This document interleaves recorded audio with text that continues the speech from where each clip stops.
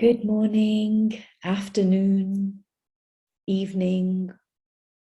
Welcome to RAYfest,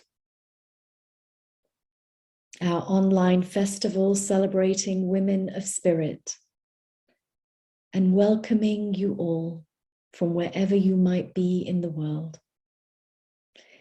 I am your host for this session, Fatima Ashraf, and together with Saima Daya, we are the co-creators of Ray of God. Ray seeks to share feminine spiritual wisdom to help realize God in all ways and to align with justice, truth, and beauty. The energetic state of the feminine is our guiding principle and holds our intention. And while we believe that all genders hold the feminine and masculine within themselves, while we are women-led and women-centered, we welcome and encourage all genders to join us in a safer, inclusive space. Ray does not seek to present a voice of expertise. We see ourselves as travelers along the way and learning with each step. Our ideas are constantly evolving, and we hope you will join us on this journey to ever deeper consciousness. The aim of this festival is to encounter, embody, and embrace, and our contributors will be speaking to the broad theme of her body. We ask what is possible when we reconnect with our bodies and begin again to see them and the earth from which they are formed as sacred, regenerative, and holding wisdom. We are blessed to be welcoming over the course of this weekend, and indeed have welcomed already yesterday, a diverse array of intergenerational, interspiritual contributors. They are religious leaders, spiritual teachers, activists, academics, creatives, and so much more. Yesterday, we heard from Naima Khan, we heard from Dr. Justine Huxley, we heard from the Reverend Dr. Karen Georgia Thompson, Leila Yagiela, Pat McCabe, Woman Stands Shining, as she is known, Elizabeth Ann Hinn. And today we have many more such beautiful souls to speak and share with you.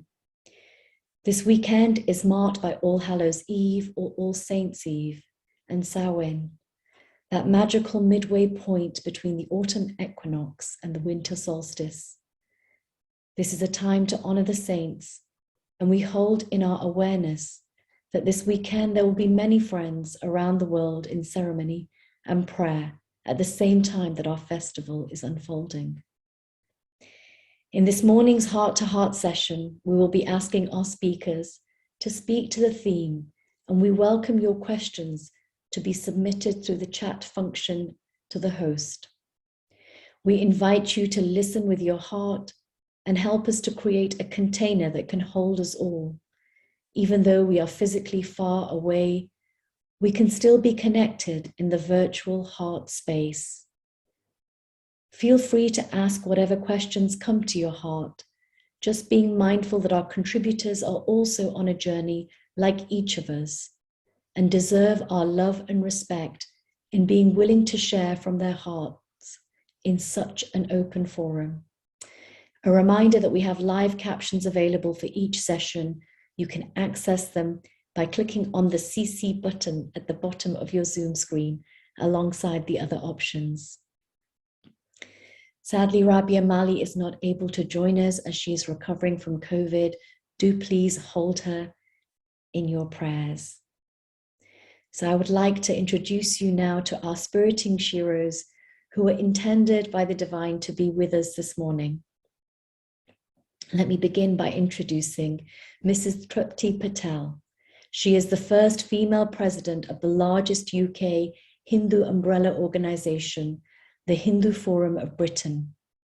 She has over 40 years' experience in highways, traffic and transportation, managing various divisions at Salford City Council, Manchester City Council, and Three Rivers District Council.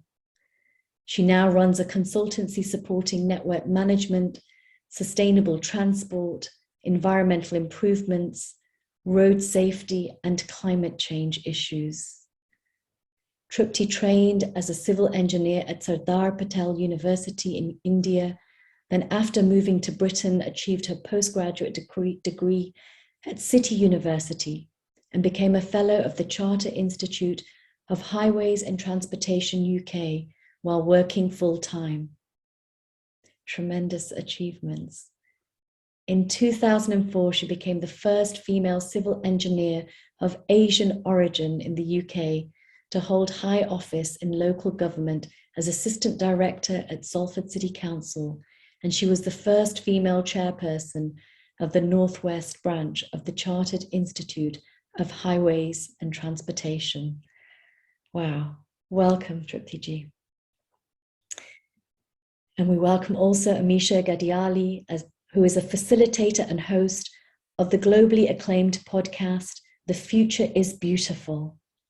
An experienced facilitator, Amisha has a gift of bringing people into connection with themselves, each other, and the earth.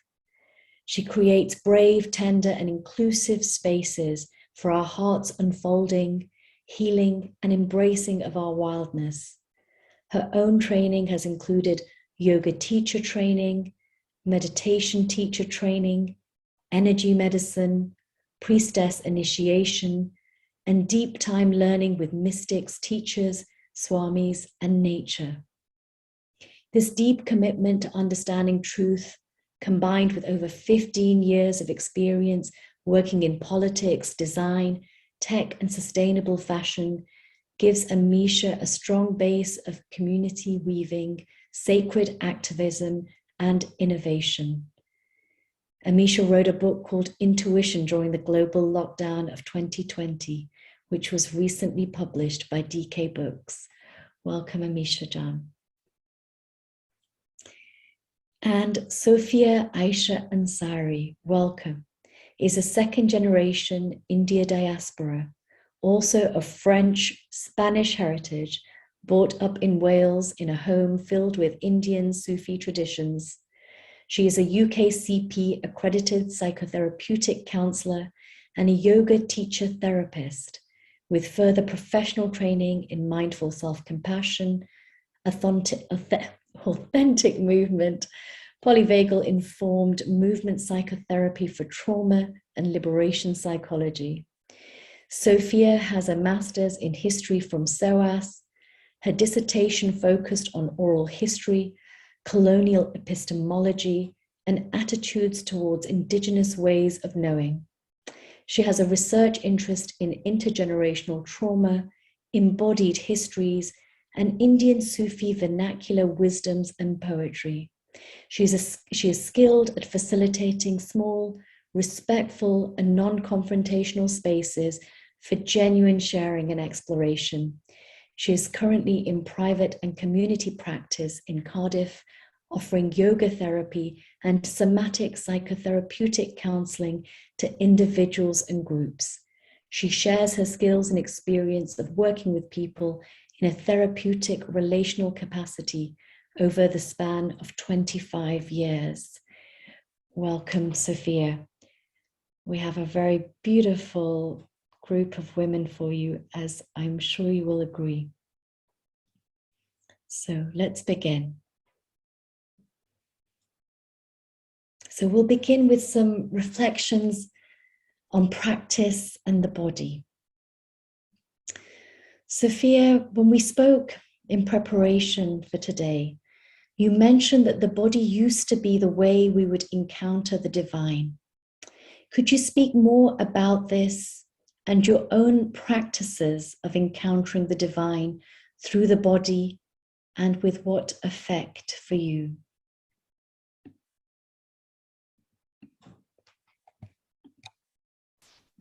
Hello. Hello. Hello, welcome everyone. So you've put me on the spot, Fatima. I wasn't expecting to be first.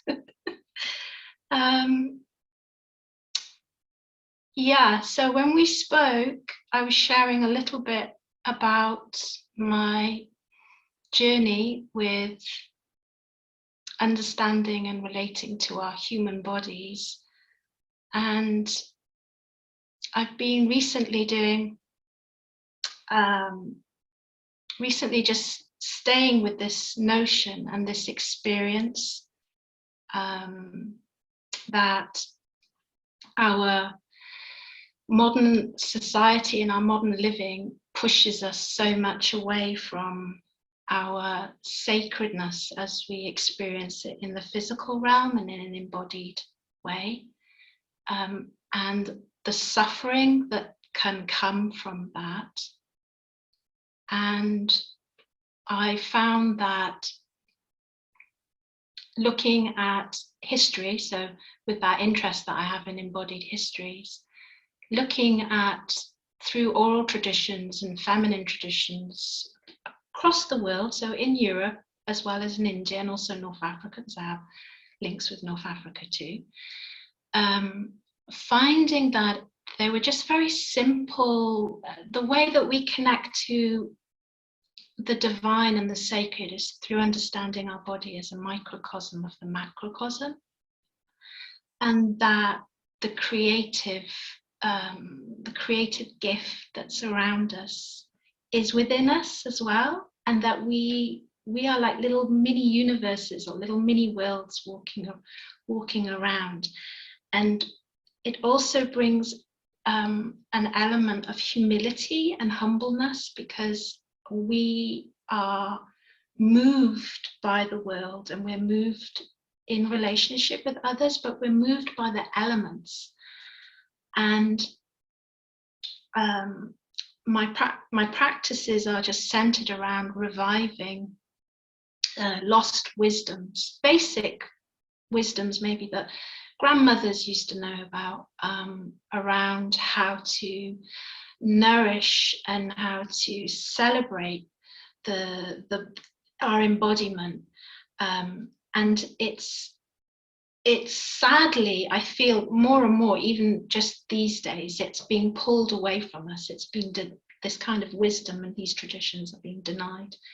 And so, and also just I wanted to say before I forget, is that the divine, so the sacredness, because we have this Western legacy of seeing the body as insignificant, and we are just lumps, basically lumps of clay, but not even activated with any kind of spirit. So that's the scientific materialistic point of view which dominates everywhere. So there's an element of cynicism, shaming of our bodies, not able to kind of connect to them. And why would anyone want to connect to them if they don't believe, if there's no incentive to connect to oneself, right? So that kind of shame lives within the body, and that cynicism lives within the body, and the hopelessness lives within the body. That's a very sad kind of legacy that we've inherited. And so my work is about undoing all of that and challenging it.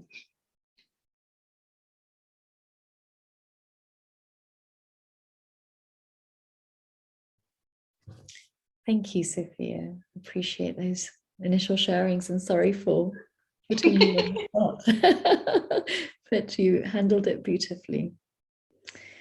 Yes, thank you for beginning us in this way, starting us off in this way. Trupti ji, I know that you had a prayer to share, so perhaps you might begin with that prayer and then I will ask your question. Namaste. Namaste, everyone. Thank you very much. We start with Om, and Om is the prime sound that started when the universe or this whole entire system was created by the energy. So we start with Om. Om.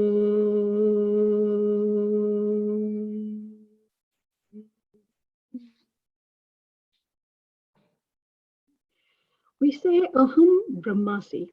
So that means that I am the Brahm.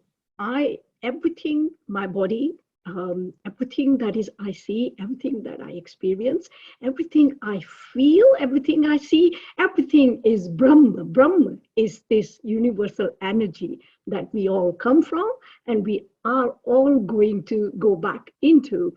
So when we look at, we say that the feminine energy, when we look at the Shiva and the Shakti, we all are Shiva Shakti. We all, as a women, we all have that Shivaji inside us. So we do Tandav Nritya when we are in trouble. When we are in trouble, we resolve issues quite nice and amicably. We are the Shakti, the Parvati. Now it is so amazing that when you teach dance, as you all know, Bharatanatyam and the Natya Shastra is the oldest written Vedas, one of the fifth Veda. And Natya Shastra, when you start dancing, you do the prayer to the Mother Earth, and you do like, you do like takadimi takajanu, takadimi takajanu, takadimi takajanu. You do on the earth.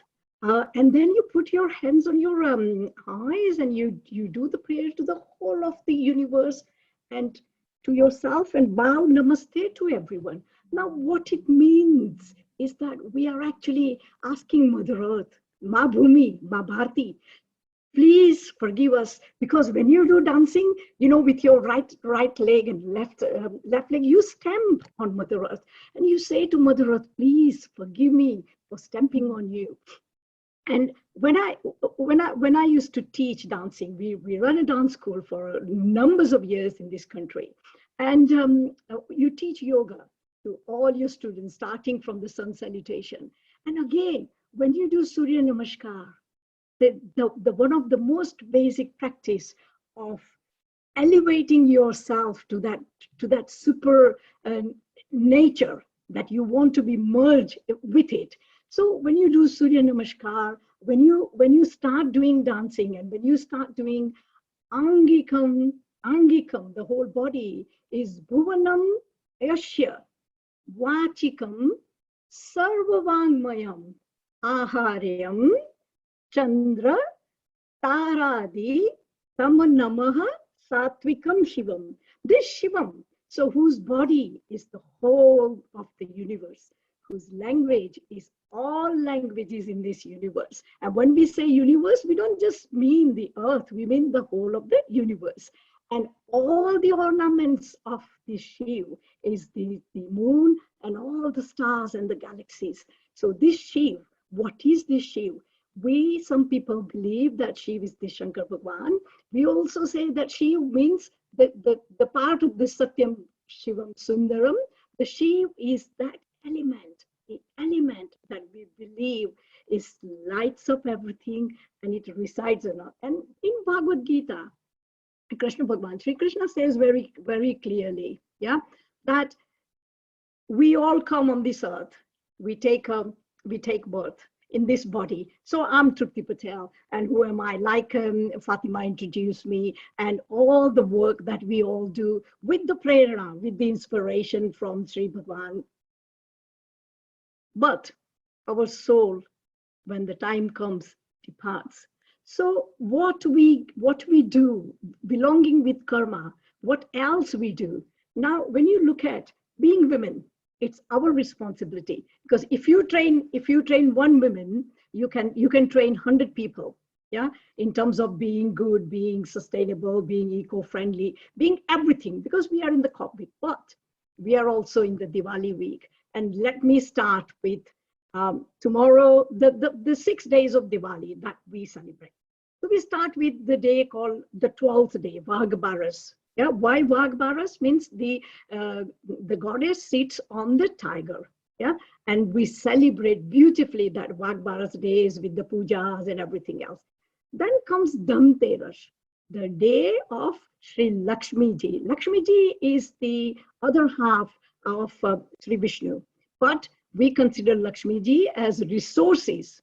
Sri Lakshmi Ji is the one that we do prayers. So on that day, around the world, we will take the coins of Sri Lakshmi Ji, we will have the photos of Sri Lakshmi Ji, and we will pray to Sri Lakshmi Ji. Come the 14th day, the Kali Chaudash, that is for Ma Kali. And we all know that Ma Kali is the one who gets rid of all the evils from this earth. And we pray to her.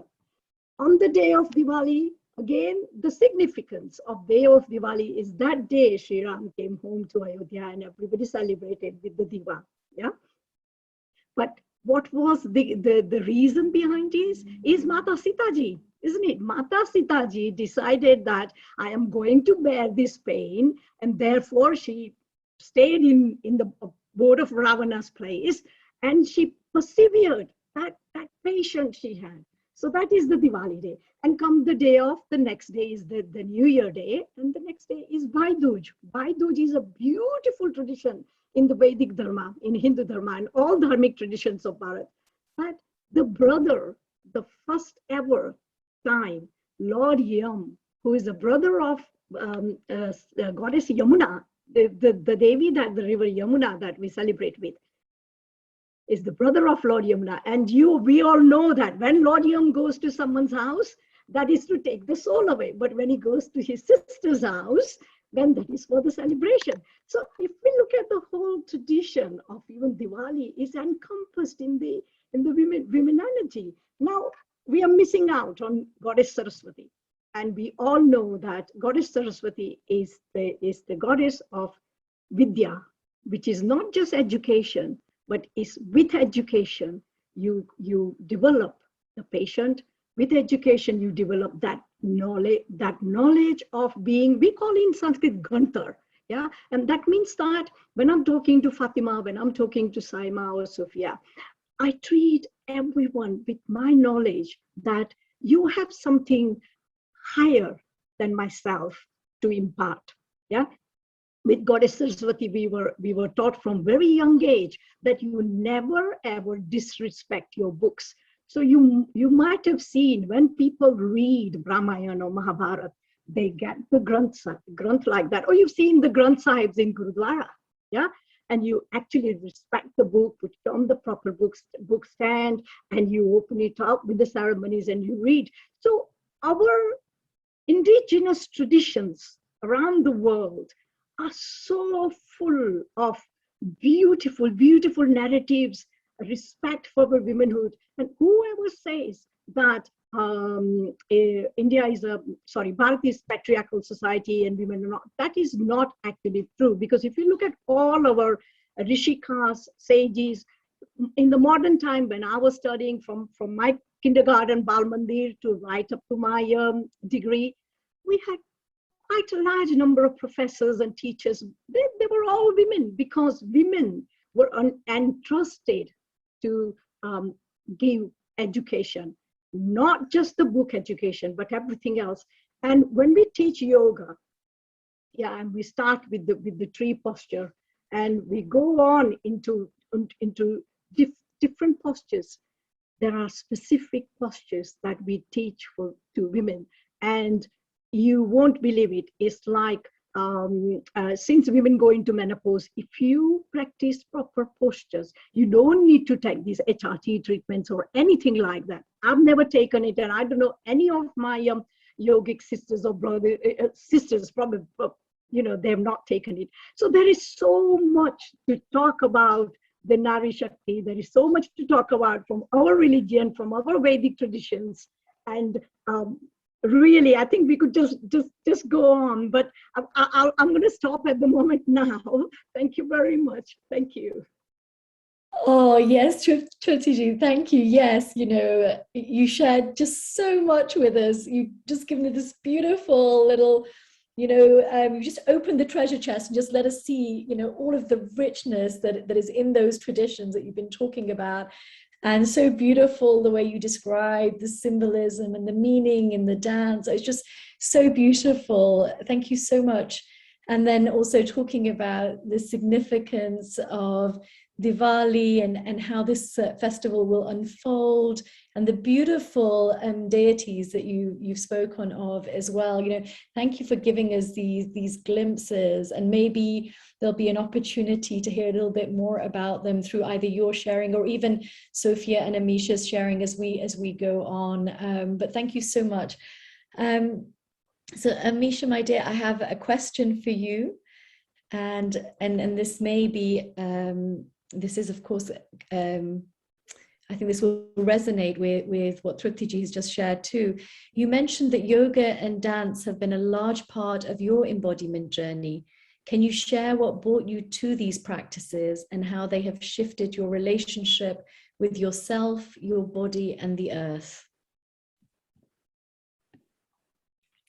First of all, hello everybody. Wonderful to be here with you. Thank you for the invitation, and to all of you that are choosing to spend your time here with us. And as Trupti mentioned, we are just coming into Diwali, which is a celebration of light, but we are also here in England in the pagan festival of Samhain, which is a festival of darkness. And it's really beautiful this year how we're in this space where the veils are thin, and we're in the darkness and the shadow and the underworld, and then we're coming directly through that into this festival of light. And so yeah, it just feels like an incredibly auspicious time that we are gathering.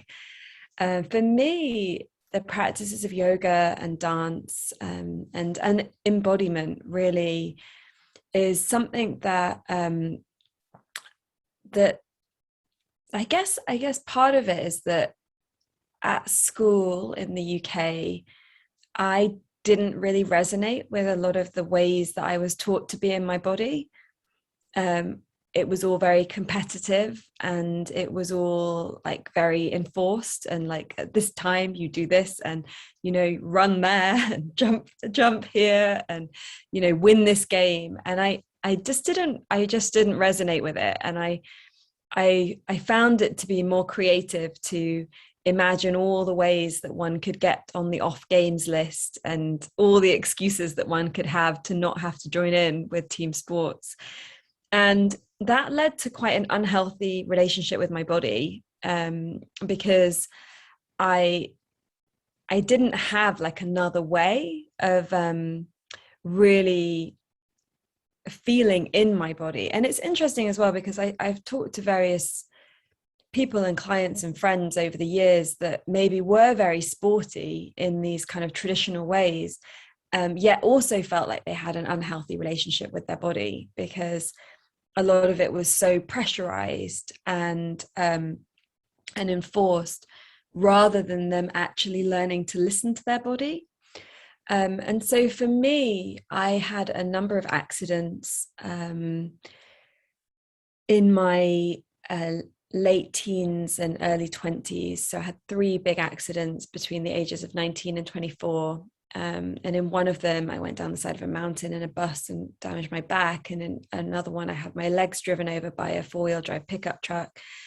And so I had these like quite weird injuries, and they weren't the kind of injuries that that could just sort of be operated on. They were kind of deep tissue and muscle and trauma injuries that I then had to work with. And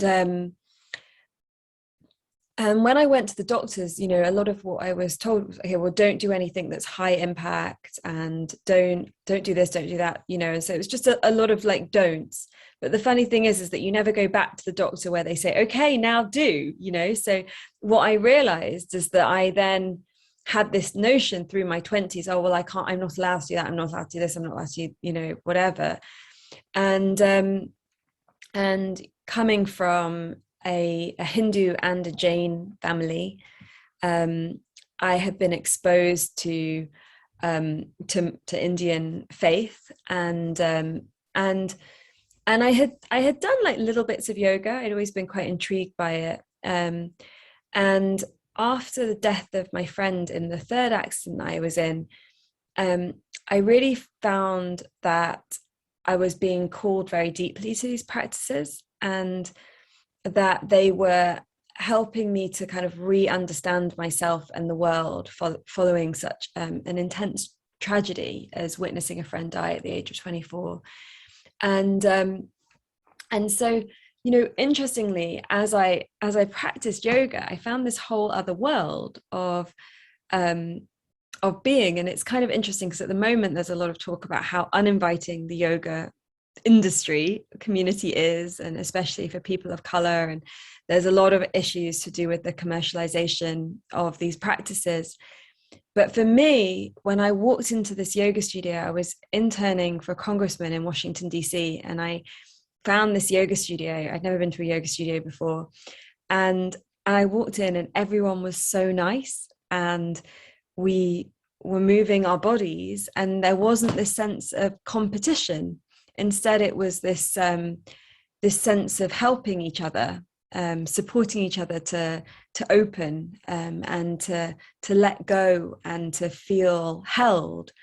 So that was a really, really beautiful experience for me, and it led to much more. And I realized that the injuries that I had, I'd kind of at some point resigned to the fact that I was always going to be in pain, and then realized that actually I'm so young. Like, what a ridiculous thing to resign myself to, when actually I just need to find the right ways to support my body. And actually, when I discovered the Anusara alignment principles for yoga, they just had the exact biomechanic wisdom to bring to my legs that allowed me to be pain-free and to build up strength again, in my foundations. And so, you know, through my journey, I have practiced a lot of yoga, and then dance came in as well, which was a reclaiming of that, again, that relationship with our body away from the cultural ills. So for me, before that, dancing had always meant partying and you know, substances, and so you would dance like late at night with your friends. And then I discovered 5 rhythms and going to like a dance as a movement medicine, and connecting, you know, being completely sober and everyone being sober and everyone really being present to themselves and to each other, and in this relationship with our bodies. And then sort of recognizing through that our relationship with the earth. You know, you're in both yoga and dance, when you're really dancing, it's not just in this like vertical plane. You're moving your body out sideways, you're getting low to the earth, you're coming up to the sky. There's a whole different multi-plane relationship to ourselves and to why we're here. And so, yeah, for me, those experiences have been profound. And then what happens when you build physical strength, and how that actually then shifts your whole way of being and your whole relationship with yourself and your worth and the love that you have for yourself, and then how it opens up a whole different way of seeing things and relating, and reactions, and it changes like what you want to eat. And so what I find really interesting about these practices is that if you can get yourself to, you know, into the practice, then so much unfolds from there that becomes effortless. And that for me is really beautiful, that it's, you know, there's always this kind of, you know, this sort of saying amongst yogis, like, you never regret going to yoga. You know, you never think, oh, I wish I hadn't come. It's always like, once you get there, then you leave feeling transformed, feeling more connected to yourself, and feeling that you've met something inside of yourself. And for me, the kinds of yoga that I've been attracted to, or the kinds of teachers and space holders that I've been attracted to, are those that tell stories. So, you know, it's not just like left leg, you know, up to the ceiling, and just, you know, these sort of bland like instructions, but actually the whole process is your body moving as poetry. And for me, because I had so much pain in my physical body, and having a teacher that could tell a story, that could say words that were speaking to my soul, that would maybe in a way kind of distract me into kind of, you know, moving into more of myself through the practice. That was incredibly powerful. And, you know, I know a lot of that is shifting in the current yoga world, where some of it has become a bit more like fitness and kind of stripped of all of, you know, what Trupti Ji shared, that these practices have so much richness behind them. And so, yeah, I'm really excited actually to be part of a space that we're going to open in London next year, that's really going to be about soulful practices and being able to come, you know, you don't have to have the fancy leggings, and just being able to come in and really be in classes that are transformative on all levels, and not just for the body. Because for me, embodiment is coming out of that like heavy mental energy that we're trained into through our education system and our culture, but it's really coming into like a whole different relationship with ourselves, not just from the physical body, but the emotional body and the spiritual body, the mental body, and you know, what's beyond our body, and kind of understanding how we relate to this being here on this earth, and how we relate to each other.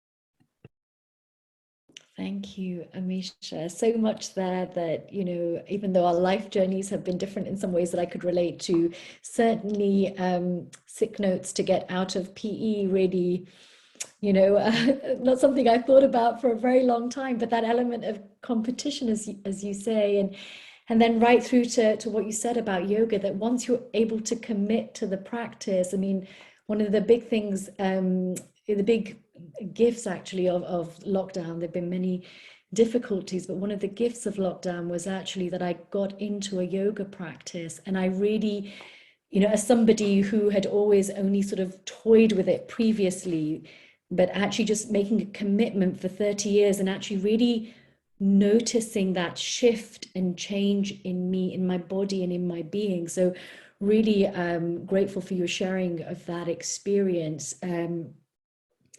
And I'm just looking a little bit at my notes, but I really, such a richness again that Amisha, you have shared as well. And what I want to do is I want to change a little bit the order of the questions. I'm actually going to go to the third question and come back to the second, because I feel it enables us to kind of build on the conversations that have just started here with our first question. So I will move back to Trupti Ji first, though, with that. So Trupti Ji, we're going to move to question 3.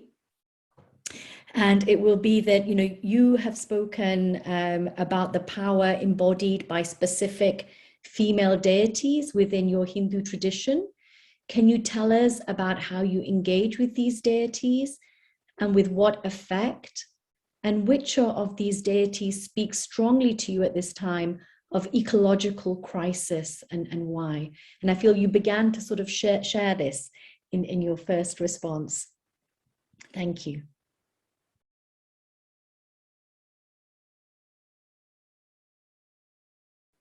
I think you may need to unmute, Trupti Ji. Okay. So, Ya Devi Sarvabhuteshu Shakti Rupena Sanstita Namastaste Namastaste Namastaste Namo Namaha Vidya Rupena Sanstita Lakshmi Rupena Sanstita Namastaste Namastaste Namastaste. So Ya Devi, it is an amazing tradition that all rivers are goddesses in dharmic traditions. Yeah. So we pray to Ma Ganga, we pray to Ma Yamuna Ji. Now my connect is quite deep connect with Ma Yamuna Ji. Ma Yamuna Ji is the one who's considered one of the Patarani, the main queen of Sri Krishna when he took the avatar over 5,200 years ago. Now Yamuna Ji is the river Yamuna that flows outside Vrindavan, and Yamnaji is, like I mentioned before, she is the sister of Lord Yama. When we do prayers, do you ever ask anything when you are in the house to your father? No, you always ask to your mom, isn't it? You always say to your mom, I want these, mom, I want that. Mom, please do these, or mom, please do that. So when you are quiet and you got Yamnaji in your framework inside you, deep inside you, and you, if you're not feeling well, you say to my Yamunaji, please give me strength to be better. When someone is not feeling well, we say, Yamuna Maharani ji, please make that person well. Yeah, and this is all coming from, again, that kind of a tattva, the element that we all believe, what recently has been found out by the scientists being the God element. You remember that tetrahedron collider and the experiment that was done in France? And they say, yes, there is something at the end of the tunnel, which is the God particle. Now, when we say Aham Brahmasmi, yes, we know there is. We can visualize that God particle, we can visualize that energy, whichever way we want to. Now, again, being in the COP week, it is so amazing that those of you have read how the villages were constructed in old days in Bharat. Yeah, you would have the villages, and then you would have the perimeters of it, and then all the fields and farms and everything will be outside of them. And the way the construction was that you would always make sure that in winter is quite nice and cozy and warm. In summer it's not, so you didn't need these all extra energies and everything else. But part of that was the system of Panchavati, the 5 trees. And those 5 trees, the banyan tree, the ashoka tree, the peepal tree, the amla tree, and the most important is the Tulsi Ma. And we all know that the Tulsi Ma, the reverence we have to Tulsi Ma. Why? Because she's a female form. And Tulsi Ma is the plant, is the one of the very rare trees that gives you oxygen. It takes the carbon dioxide all the time. You imagine that our sages, our rishikas, our ancient wisdom, they knew about these 5 trees. The banyan tree gives you shelter all the way, isn't it? And it gives shelter to all the animals, the birds and everything else. But Tulsi Ma, the female form, and she gives us. So every household, I have got Tulsi Ma, and I'll bring the plant along in a minute when I finish.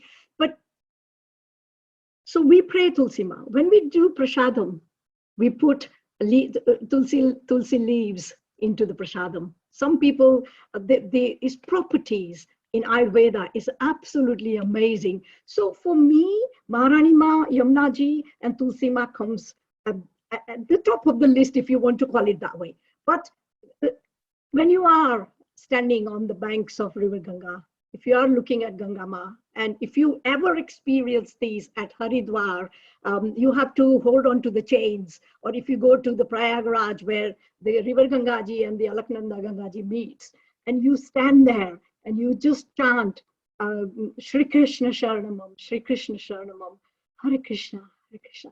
And you will actually feel what is in the mantra that gives us this inner strength. And COVID-19, what Amisha just mentioned and what Sophie just mentioned earlier on, in COVID-19, we all have even probably turned more inside, yeah. And when you take pranayam classes, probably, I'll give you my own experience, and I've not shared so far with anyone, but as I mentioned earlier, I had to go through unfortunate operation a few weeks ago. And on the 3rd day, all of a sudden, they were all panicking around me saying, your oxygen level's gone down. We want you to, and they gave me, put those things to breathe and all that. And I thought, yes, hang on a minute. And you start deep breathing. Once the, whatever you want to call it, that once that is clear for 5 minutes, they've done that. Nebulizer, I think it's called. Started deep breathing. And it just, in few minutes, it came up and they said to me, what have you done? I said, because I was on all the drips and everything, I actually forgot that I have to breathe more efficiently than I normally have to. So this is the power of that breathing. And every time when you breathe in, and you can also do the Gayatri mantra, because many people believe that is Ma Gayatri. Yeah, Om Bhurбhuvasvaha Tatsaviturvarenyam Bhargo Devasya Dhimahi Dhiyo Yona Prachodayat. So when we started off with the Nar and Nari, Ardhanareshwar, Shiv and Parvati, Shiv and Shakti, Vishnu Bhagwan and Lakshmi Devi. When we look at Ram Bhagwan and Sita Maya, we've been told it's your belief, it's your imagination, it's your inner strength that you can see God and goddesses as equal. Our Dharma never tells us that women is not par with you. Women is probably even more stronger, because we can do multitasking that the people can't do. When people say to you, how do you manage to do all this? Amazing is when I was working, running Salford City Council, running Nritya Jyoti, Indian Association Oldham, my high was in transportation, and also running sort of like a part of the Institute of Civil Engineers, Municipal Engineering. It was editorial, so we used to do 4 times a year magazines, and I would normally do editorial on sustainability, community spirits, and things like that. So when did we have the time to do it? Because we have the strength from Mother Goddess. Thank you. Thank you. Thank you so much, Trupti ji. Again, such riches. Thank you. Yeah, it's, just to hear all of this, the wisdom that exists in every living thing, and the healing offered by every living thing. That everything has this spirit, and that we can connect to it through just sort of reflecting back on all of the conversation we've had so far, that through these festivals and through these beautiful deities that we can bring spirit and the sacred into every aspect of our life, and and that all of these things can just bring us back to the divine. And I'm thinking particularly about the Tulsi tree that you shared about also, which I have such little knowledge of, but I'm really inspired to look into this further. And trees have been a big theme as well in our morning meditations as well these last few days. So thank you. It feels like all of the threads are just really coming together in all the sharings being offered this morning. And I'd like to sort of go to our dearest Sophia now with a question. But I'm also going to invite Sophia, because I know that so many of the things that have been mentioned today are things that have been within Sophia's practice and understanding also. So Sophia Jan, if you wish to reflect on anything that's been shared so far, you're very welcome to, but also if you could address this question too. When we spoke recently, you mentioned that over the years, you found yourself connecting with the divine less through formal practices and more through poetic symbology. Would you share more about this practice? Maybe share an example and how it has affected your being and your understanding of the world. Thank you, Sophia Jan. Thank you. And so the key word, I think, is formal, because as you said it just then, I was reflecting on it, and I realized that probably where I'm at now is looking at some of these quite radical pieces of poetry or obscured wisdoms, obscured prayers to the divine that you wouldn't see in sort of organized religious circles, or things that are quite taboo even, and quite completely obliterate our sense of having any kind of religious identity. So that's kind of where I'm at in my research, because I love doing research, and I love kind of I'm trying to learn for those of you that speak the South Asian languages, you know, I didn't get a chance to learn my father's language, sadly. So I'm doing it now as part of my decolonial process. And sad that people who have these knowledges of these languages are forgetting about all these amazing traditions and poetries that have been written about the divine. And so I've just recently been reading some poetry, some folk poetry of India, and absolutely amazed by how radical and what's the word I'm looking for? Quite sort of non-shamed they are in their approach to the divine, very, very, and how they blend names from different religions, bringing in, you know, there's no sense of the boundary between maybe Hinduism and Islam, so they're just bringing in these kind of really challenging the establishments and challenging the kind of the molding of love into a box, and so that's really where I'm at with the symbolism, because I'll be reading something and the symbolism will just touch me. So rather than the formal teaching, or rather than the formality of a practice, which has its place, but it's the symbolism that's really going into the right side of my brain. And then from that, it kind of feeds into my body. So I feel it. I feel like the rasa. I feel the emotion. And that's what I love so much about the Indian tradition, was that, you know, that they did, there was a big sort of movement to take people out of their superstitious nature or their over-intellectualization and back into the emotion, and to see the other, to see yourself in the other, and to not see the other as a stranger, and that kind of commonality and that universality. So that's kind of where I've been really touched. And I loved what Trupti Ji was talking about, the trees. And because another thing that has been very important for me is the way of connecting to the divine through plant medicine, which Ayurveda is, you know, absolutely beautiful herbal traditions of India, but all across the world. And so herbs were healing and sacred. And I think that's an area that we really need to like embrace and rediscover, in terms of how it shifts our consciousness and how it actually works with our chakras and rebalances our organs, so that we can actually be open to the divine very much on our embodied level. So again, not through this intellectualization or the do's and the don'ts.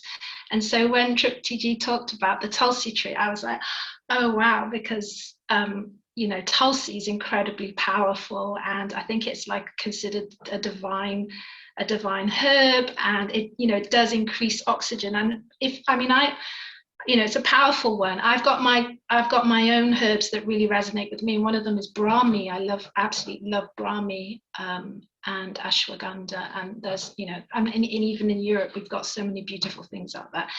But that's like maybe for another webinar to explore that. But it's very much part of how we symbols, you know, the symbology, the sort of because they have spirits, plants have spirits, and they have kind of like energies and aspects to them, and this is all ways that we can harness them in order to reconnect ourselves and heal ourselves as well. So yeah, thank you. Thank you, Sophia. I really appreciate that sharing. You know, like as everybody's speaking, my brain's just like ping, ping, ping, ping. and then we come to the end and I'm just like, I'm so full that I really can't even coherently reflect anything back to you beauties, because it's just so incredible, everything you're sharing. But let's move into our next question with Amisha, because it really is about what you ladies have to share today. And Amisha, you know, again, coming back to the goddesses, you know, you mentioned you have a strong goddess practice. Can you tell us about this? How does it look and how has it transformed you along the way? Yeah, thank you. Thank you, Sophia, for everything that you shared and around our plant friends as well. And just as we acknowledge the more than human aspects of this world, whether it's our spirits or our plants, and just bring Shambo to say hi. Our little, he's actually a dog, but he's got quite a lot of bat and cat in him as well, it seems. So for me, the practices, the goddess practices have been really powerful and transformative. And I feel in a way, part of it is because of the context of patriarchy and what I understood my role as the feminine, as woman, to be in this world. And when I really started to work with the Hindu goddesses, primarily, and I do work a little bit with some of the kind of some from other traditions, perhaps Egyptian goddesses or the pagan goddesses, Mary Magdalene, Sophia, and such.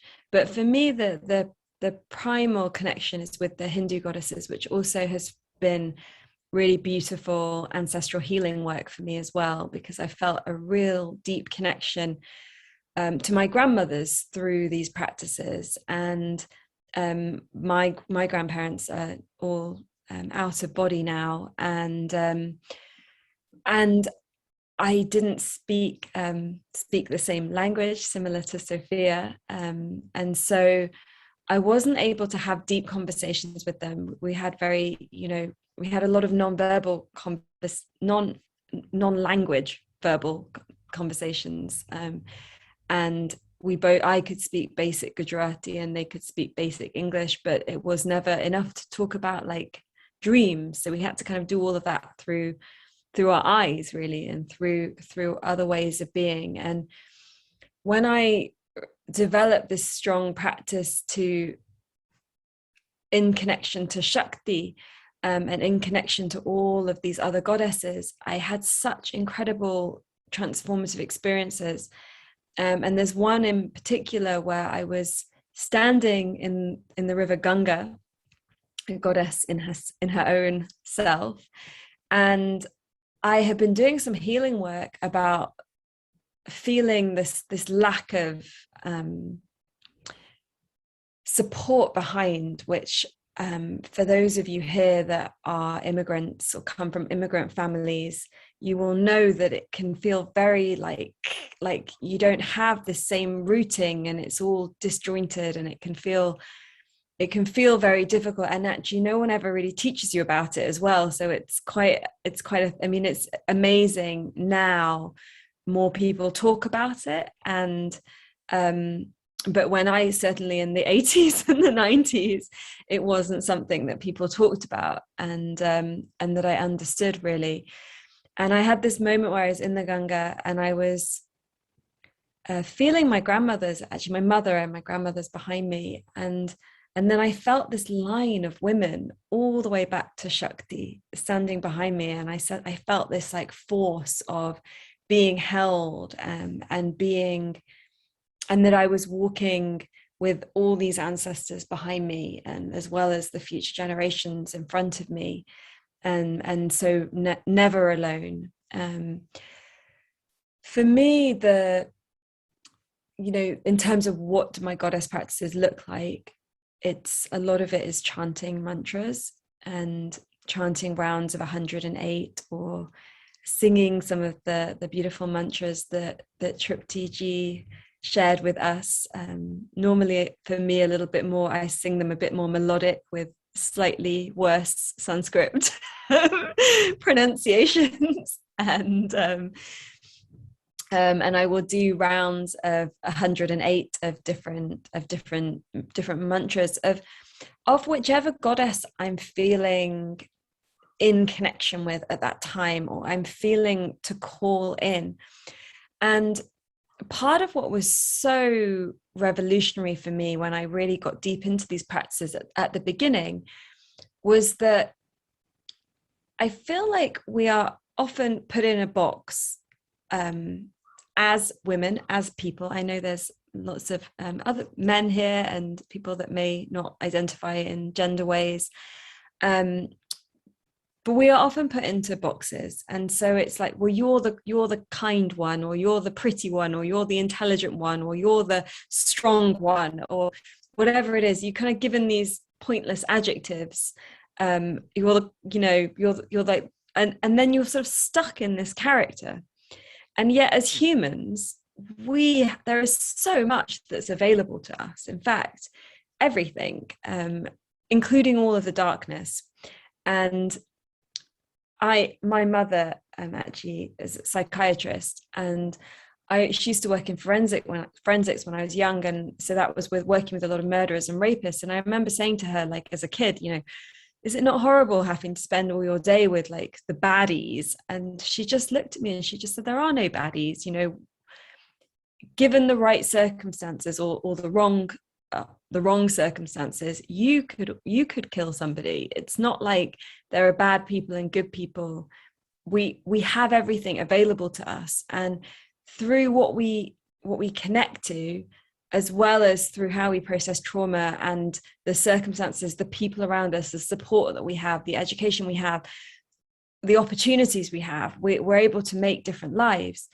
And I share that just because, when we talk about goddess practices, we can forget that, sometimes I think if we're spiritually connected, we can forget that we have such deep shadows too, and that we are capable of all of those things in the world that cause harm. And we are probably implicit in lots of them as well, especially, we all are in this world. We're all here with our mind phones, and actually we're all sitting here with our coltan on our computers right now. And so we're all part of this system.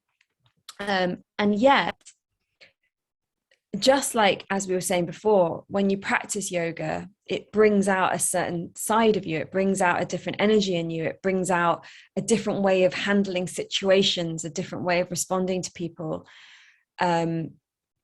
So does different deity practices. And if you understand it from a tantric position, so not the neo-tantra sexy stuff that's that's out there, but the philosophical worldview of tantra, then when you're worshipping or when you're in practice with a particular goddess, you're not bowing down to this thing in the sky that's separate to you. You're actually bowing down to the essence of that deity that lives inside of you.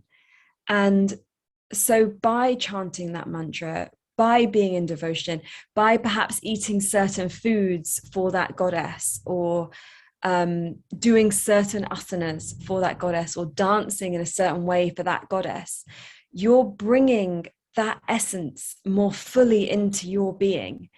And, when you chant like 108 rounds of a mantra, they feel so different. 108 rounds of Om Dum Durgaye Namaha feels very different to 108 rounds of Om Shri Mahalakshmi Swaha. And so you're bringing these very different energies like up and if you like, kind of louder, like you allow that energy to take up more space in every cell of your being. And I've done a lot of work where I've hosted retreats where we'll maybe work with a different goddess on a different day. And one of the things that's so beautiful about it is, a lot of women maybe have been put into the good girl conditioning and the quiet girl, and so then when you get to Ma Kali and they're like, oh no, like I don't have any Ma Kali in me, like I'm not fierce, I'm not strong, I'm not fiery, I don't have any of that big energy. And it is just so beautiful when you then see a room full of women find that energy. And the Kali energy, yeah, it's fierce, but it's so loving. It comes from such a deep primordial love, and yet it has this like fierceness and this strength, and this it's allowed to be like messy and grotesque and full. And it's so beautiful that we can then open up those parts of ourselves, because in life, we need different essences of these energies at different times in our lives, different things that we're going through, different things that we're going through on a collective level. And so for me, that's what's so powerful about it, is that through choosing a different deity, maybe that day, maybe that week, I can tap into more of the energy that I need.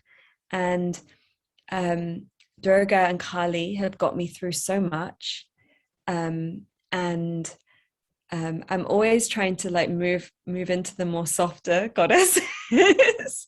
And then I always find Durga and Kali come back. But yeah, that's what's so powerful about these practices, just the way that you can open up different aspects of your being.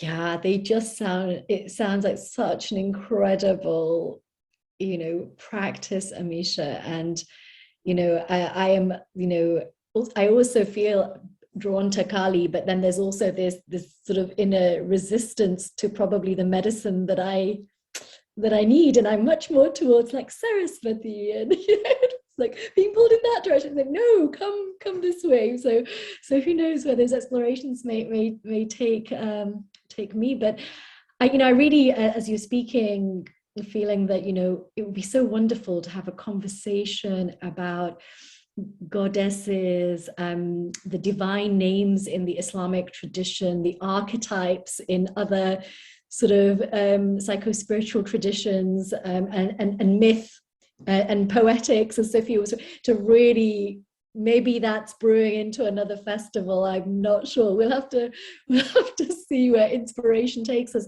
But now we have about 15 or so minutes left. I think we may not get round to questions from friends, but they're very welcome to share any that may arise, and we'll try. And also just share their reflections in the chat. But I wanted to ask you each your final question, and I'm just going to ask you to try and keep it to 5 minutes. And when you're close to 5 minutes, I will make this really good heart shape on the screen for you. So, and these questions are a little bit more to do with your sort of work in the world, as it were, but of course still connected to your practice. I wanted to move initially to Sophia. Let's see, because I have reordered the questions. Here we go. In your work, Sophia, you mentioned that people often come to you with their woundedness. Can you please speak to this and how the resulting disconnection from themselves and their bodies might be healed? Please share, if you're comfortable, what your own experiences of this have been.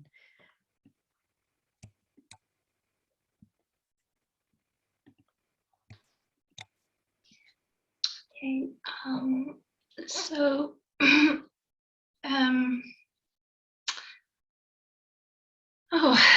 it's quite so holding space for wounds is a very precious practice, and we all have wounds, and even Rumi talks about our sacred wounding, and in some sense we need to have some kind of wounding in order for our reality, our kind of normal, everyday, hunky-dory reality to start breaking open, so that we can actually move beyond the ordinary consciousness. So when people come, because I'm a psychotherapist, it's quite a humbling process.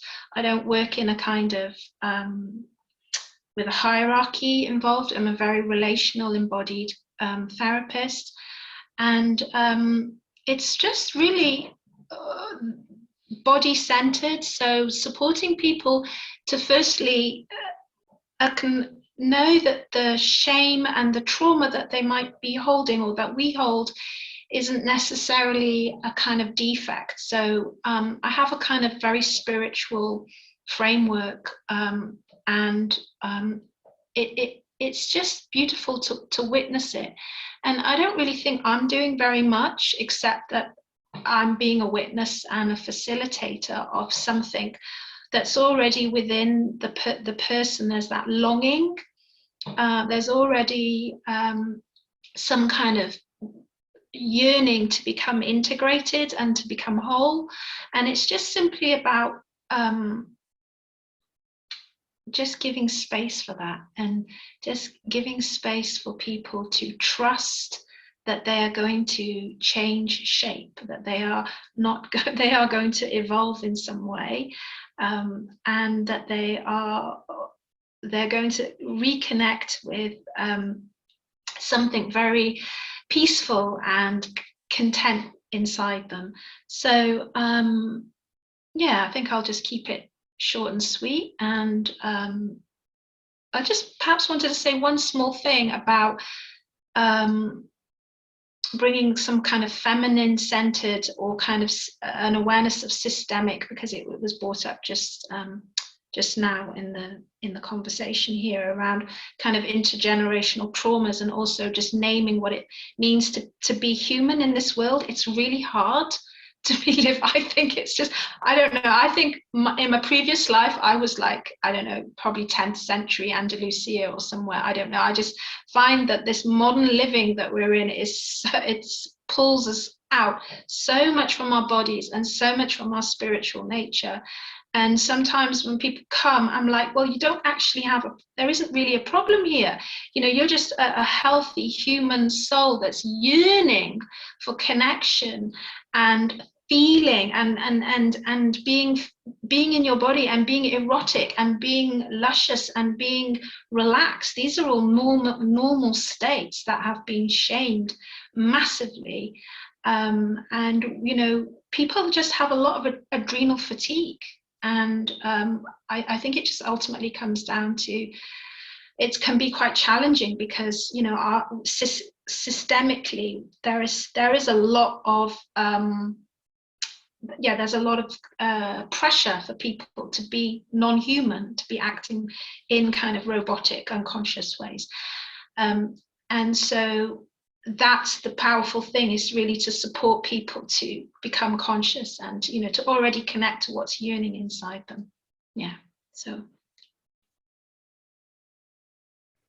Thank you. Yes, Sophia John, and that lovely reminder that it is within, and it's just, you know, connecting and becoming awake and aware. Thank you. And Amisha John, if you could speak about this issue of safety for women that came up in our conversation when we were preparing for today. You spoke about the issue of safety for women, as well as the weaponization of women's bodies. Perhaps you could just share a little bit more about what is alive for you about this at present, and how you are feeling moved and inspired to respond to these realizations.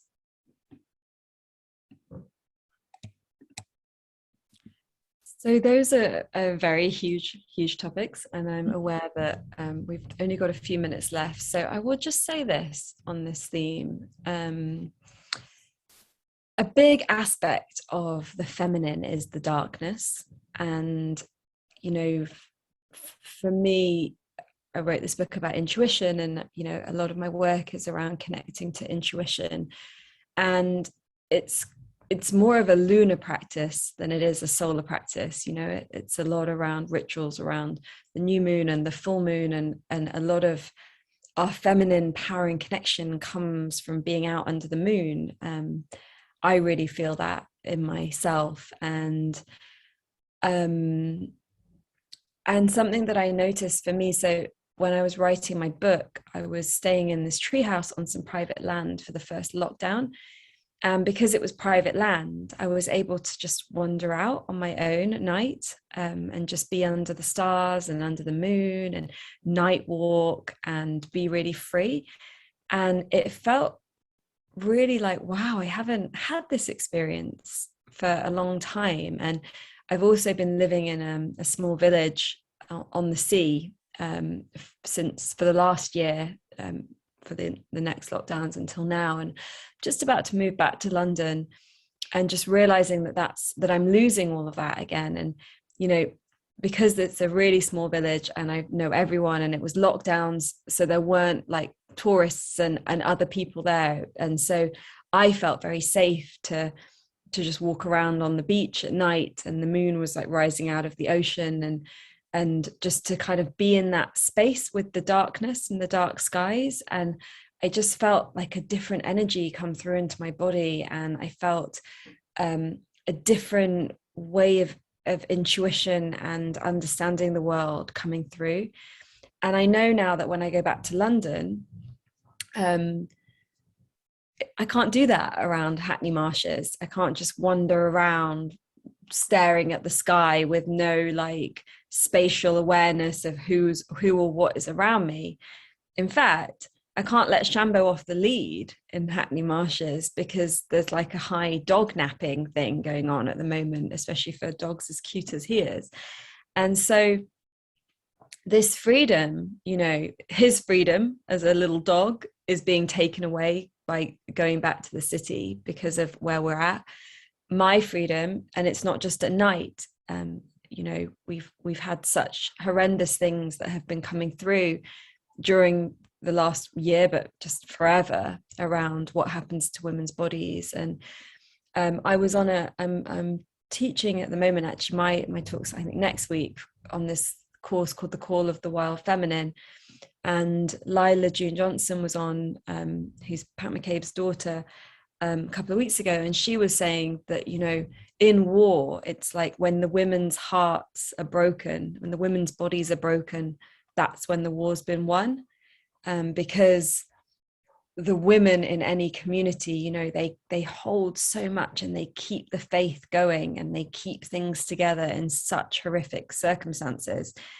And so there's such power to the female body and everything that the female body holds in society. And I just long for a world where we can run free into the night and howl and feel that connection to the stars and the moon. Thank you, Amisha Jan. May it be so.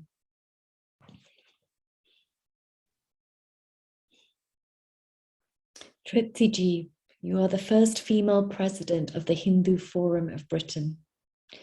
You've been a strong female presence in different predominantly male settings.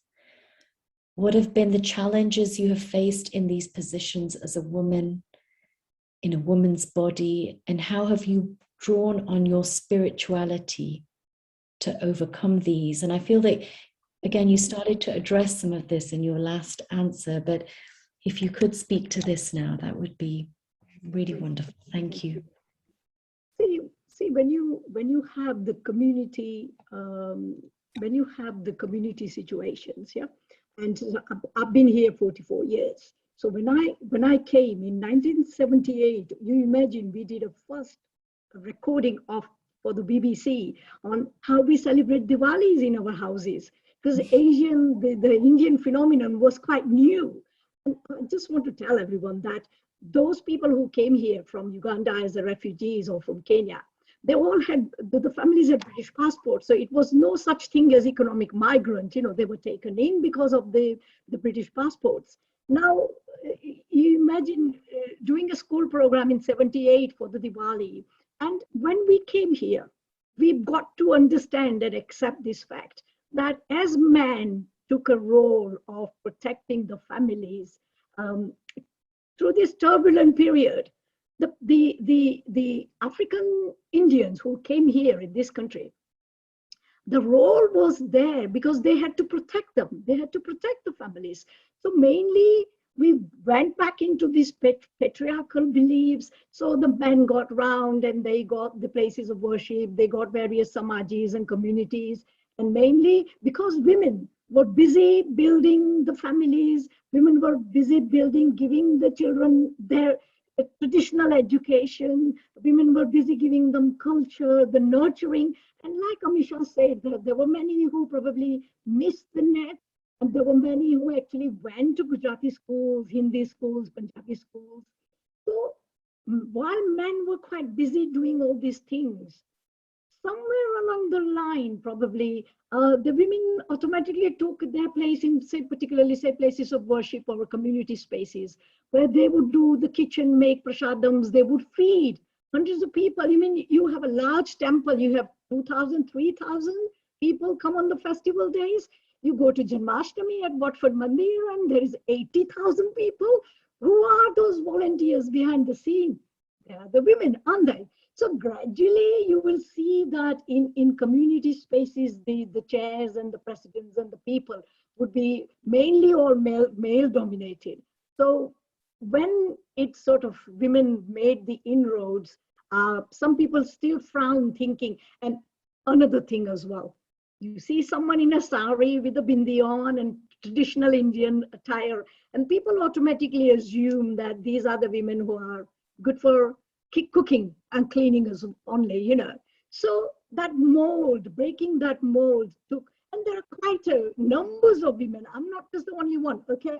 Because of the hard work, I made it into the presidency of the Hindu Forum of Britain, which is quite the largest umbrella body. But there are women issues like Vishakha Devi, who's managing the Watford Temple. Then Swami Surya Prabhadidi, she is the head of the Brahma Rishi Ashram. If you look at, there are many women now who are doing it. From professionally, if you look at it, coming back from community side. So the community centers and the communities needed to have that kind of a support, where you buy a building and you do the extension and things like that. That's where I came in considerably, because I believe in sustainable development. And when I worked for the local councils, people would come in, they would speak in either Gujarati or Punjabi or Hindi. And like example is like the some of the temples where they would have a problem with the building control. Yeah. And they would say, but that Gujarati woman, Trupti Patel, works in this council. Let's go and ask her, you know. It started from all those things, ball rolling, you know, when there are complicated issues like highways, the parking problems, when you're doing transport assessment for a temple who is in middle of an urban area. Why do you need a parking for a temple in middle of the urban area? So everything I found so interconnected, and that's where you put the men's world, and you become your Atma, isn't it? You don't see yourself as, I'm a woman, so I can't talk to this person. I have to be very careful with this person. No. You know, you don't think like that, because you look at all the colors, all the skins, all the genders, everything that you rise above it, as Shri Krishna teaches us in the Bhagavad Gita. So when you come to how you utilize your skills for your community, it's extremely, extremely important. And I urge everyone to do that as well, because there are fantastic people who have got management experience, they have got meditation, yoga experience. And again, like Amisha mentioned, when you say yoga, this is not just the postures. Yeah, this is not the physical postures that when you say yourself you are a yogi means you are following all the yam niyamans. You are a sattvic person. You understand exactly those things that you need to eat and not to eat. So going back to, I wanted to mention one thing, as you see my Tulsi Maya, going back to, we just had Navratri, and the 9 nights of Navratri are the 9 forms of the Mother Navdurga. And I want, like, and Sophie ji mentioned about the Brahmi, and that's where I recall. So could you all go back and see those 9 forms of Mother Goddess Navdurga and the 9 herbs or the Aushadhi that is associated with it. So I'm so absolutely humbled that talk to all of you, and Fatima, absolutely amazing that you've got this festival, and some other day we'll all catch up again. Thank you. Thank you.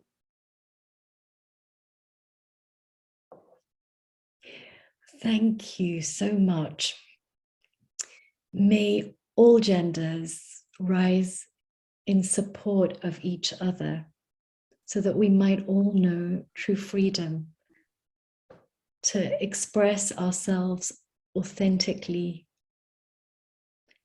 and to live from our essence. Thank you so much, Amisha, Trupti ji, Sophia. This has been so incredibly rich.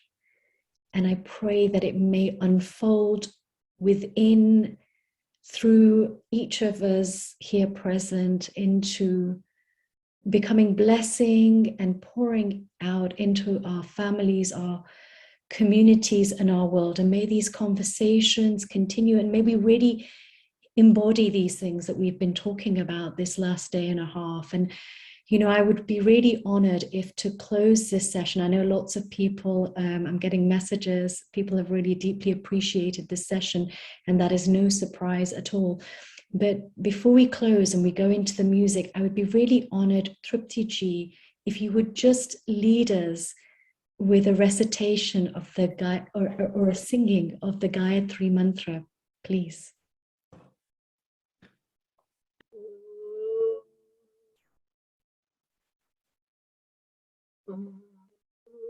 भूर्भुवस्वः तत्सवितुर्वरेण्यं भर्गो देवस्य धीमहि धियो यो नः प्रचोदयात्। ॐ शान्ति शान्ति शान्तिः।